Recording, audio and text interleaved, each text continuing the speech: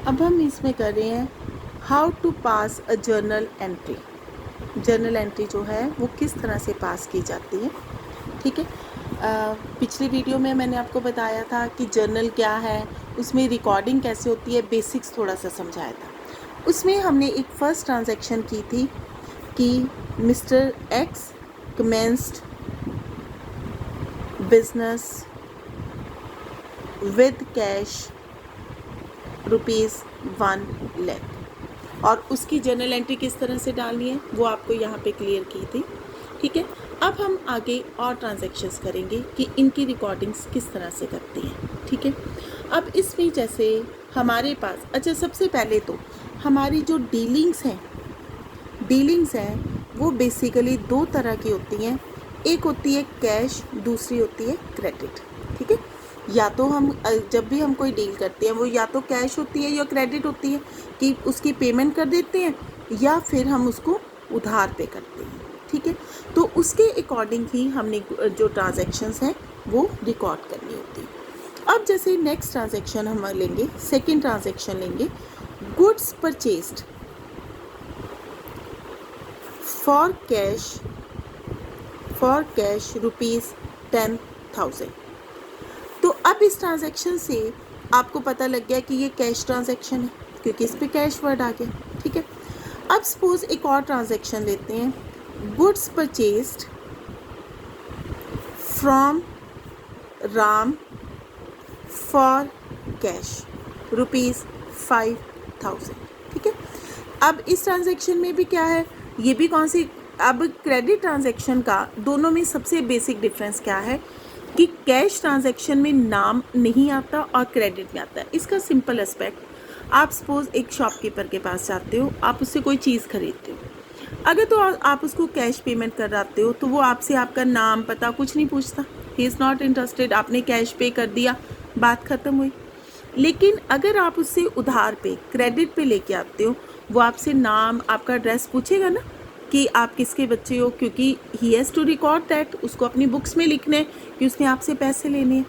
तो इसलिए जब नाम आता है किसी भी ट्रांजैक्शन में तो वो क्रेडिट ट्रांजैक्शन होती है, अनलेस उस पर कैश वर्ड लिखा हो। अब जैसे यहाँ पे नाम आया है लेकिन कैश लिखा होने की वजह से ये एक कैश ट्रांजैक्शन है। फिर अब जैसे हमारी नेक्स्ट ट्रांजैक्शन है, गुड्स परचेज्ड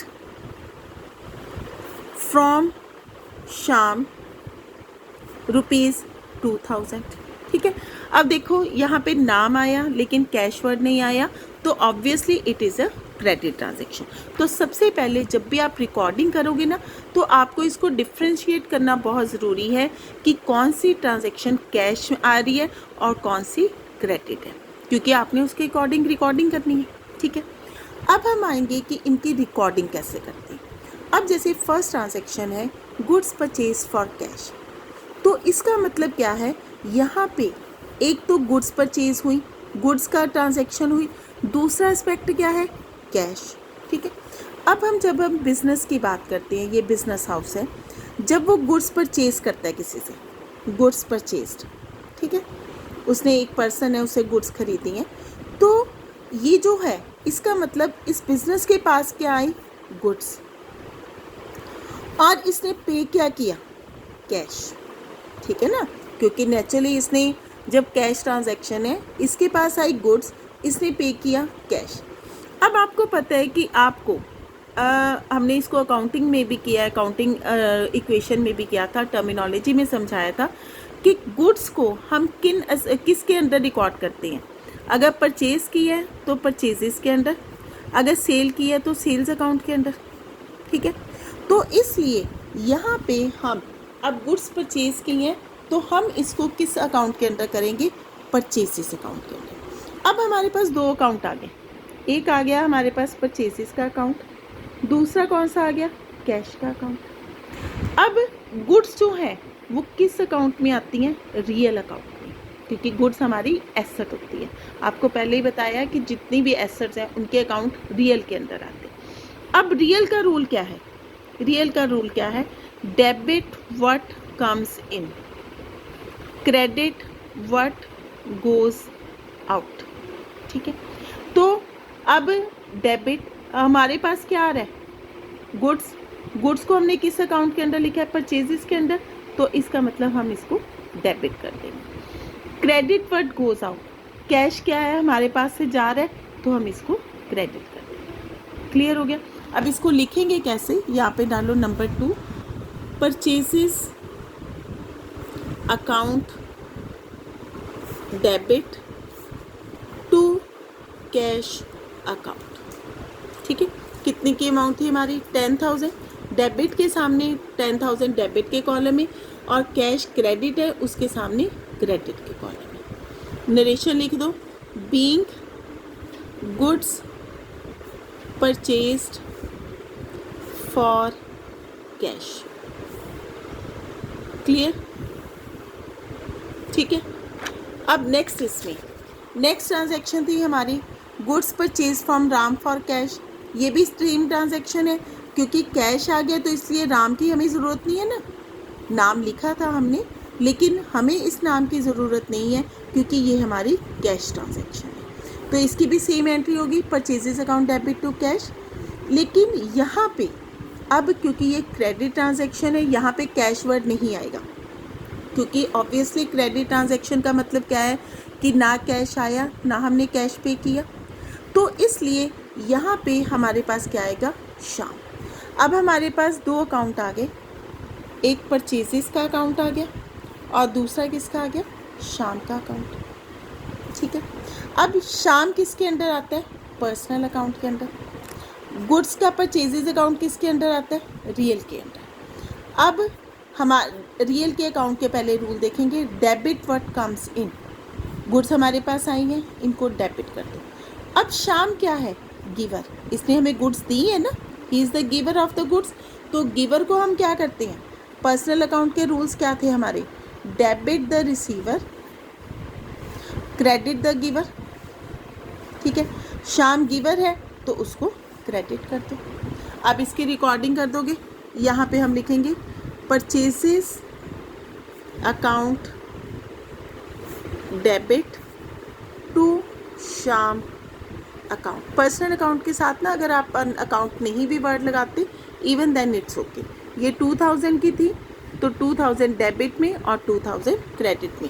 ये एंट्री बच्चे मैंने पास नहीं की क्योंकि सेम थी, लेकिन इसको आपने रिकॉर्ड करना है यहाँ पे, ठीक है ना।